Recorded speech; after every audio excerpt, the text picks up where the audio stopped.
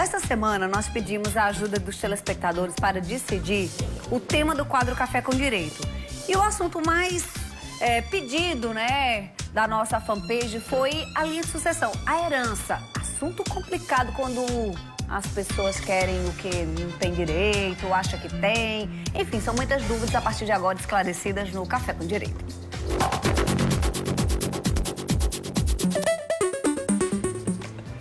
Vamos começar com a reivindicação. Sheila Sodré estava perguntando pela garrafa de café. Luiz! Imagina, pra quem tem um vício por café, você traz a garrafa de café. Olha, esse final de semana, eu encontrei alguns telespectadores do programa, do seu programa, elogiando, e elas perguntaram, é real daquela café da manhã? Eu digo, é real, eu como antes de começar, a gente toma um café, olha aí. É real, só que hoje ele tá invisível, tá? Luiz, arruma um café pra gente. Sheila, falar de herança é falar de um assunto delicado, porque assim, enquanto tá a família toda unida, né? E tem algum membro da família que muitas vezes já fica pensando... Antes de morrer. Antes de morrer. Já fica pensando como vai ser essa divisão, como é que tá... Enfim, é um assunto sempre complicado, gera muita discussão na justiça, não? Concordo plenamente. Alguns pontos têm que ser bem definidos. Herança, ele só subsiste uma herança a partir do falecimento. Por que eu estou dizendo isso, Fernandinha? Porque ao longo desse tempo que eu estou fazendo o programa, já me fizeram perguntas do tipo, olha, eu tenho direito a uma casa que meu pai tem no sítio por conta dos meus irmãos, tenho um irmão fora do casamento. Eu digo, e quando foi que seu pai faleceu? Não, ele não faleceu não, e ele já está pensando em vender. Eu digo, olha, herança, enquanto o pai é vivo, enquanto a mãe é viva, enquanto o proprietário do bem está vivo, ele tem pleno poder e pleno direito de fazer o que bem quiser com aquele patrimônio. Tá? Algumas restrições a gente aponta, no caso específico, se um dos bens for dado para um dos irmãos.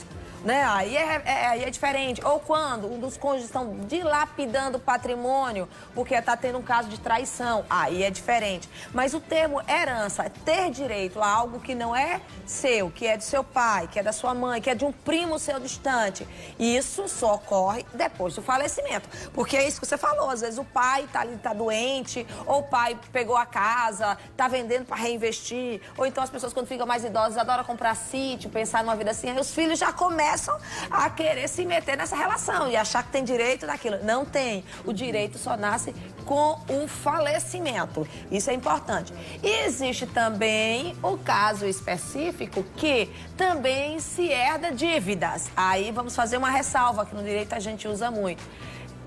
Você vai herdar a dívida, mas essa dívida, ela só vai até o tamanho do patrimônio, do valor da herança que você vai receber no quinhão. Então, por exemplo, Fernandinha, o pai falece, mas ele tinha vários empréstimos consignados no seu contra-cheque, né? Mas, em compensação, ele tem carro no nome dele, ele tinha uma casa, ele tinha algumas aplicações, ou ele estava começando uma casinha, financiada até pelos programas sociais, que às vezes dá quitação com a morte por conta do seguro.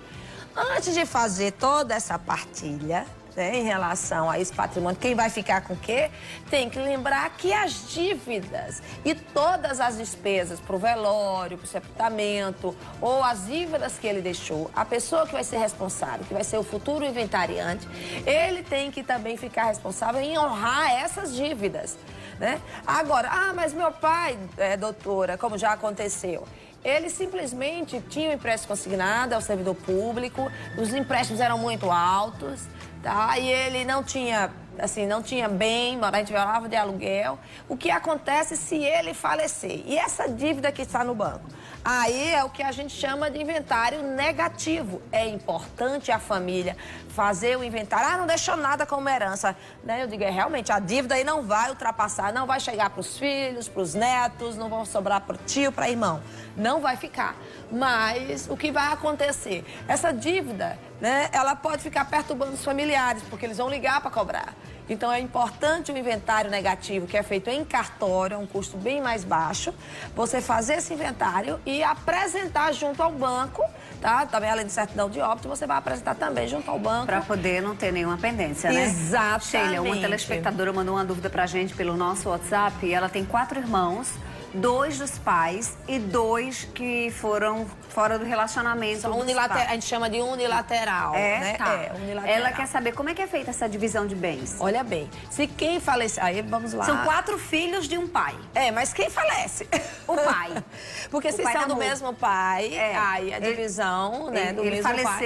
Ele falecendo, os 4 filhos são dele, independentes se são com mulheres diferentes, aí é por igual. Mas peraí, calma. E a mulher dele, a que é casada com ele? Atual. Olha, aí é onde que vem... a viúva. A viúva hoje, né? Então, quando a gente vai falar nesse caso específico, tem que saber o tipo de regime de bens. Então tem que falar... parcial de bens, construiu tudo com ela. Construiu tudo com ela, já foi casada, primeiro casamento, normalmente... Quando ele desfez o primeiro casamento, separou os bens da primeira esposa e aí ele entrou com alguns bens particulares e começou uma vida nova. Já tinha um carrinho, né? Já tinha alguma coisa, mas com essa nova parceira, com essa nova companheira que ele casou novamente, ele também construiu patrimônio. Tá? E esse patrimônio num casamento, né, de parcial de bens, separação parcial de bens. Então, o que vai acontecer? Ela vai ser meira, tá, Fernandinha? Ela tem direito à meação dela, que é referente a tudo que ela construiu com ele durante esse período junto. Então, deixa eu entender. A mãe vai ter 50%. 50%? Então, olha bem, vamos ver se...